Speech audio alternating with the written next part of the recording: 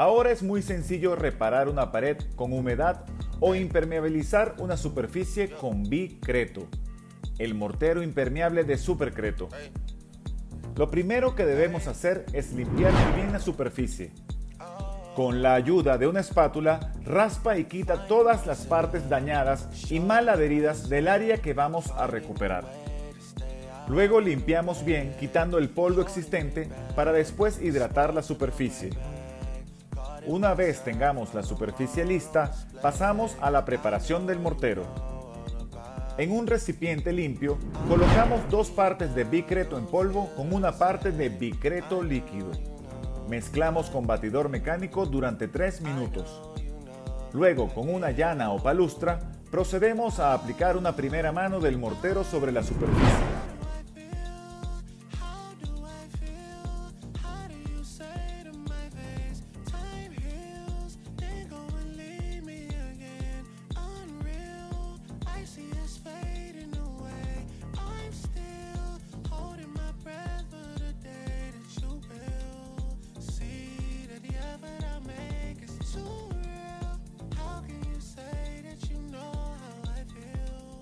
Esperamos que seque y luego aplicamos una segunda mano para corregir detalles y darle un acabado lo más liso posible.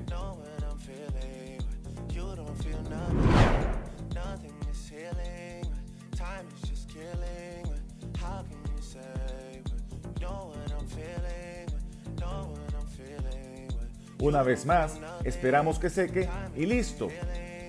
Le puedes dar el acabado que desees. Este mortero impermeable o friso hidrófugo es muy recomendado para impermeabilizar tanques de agua, jardineras, muros de contención, muelles y otros.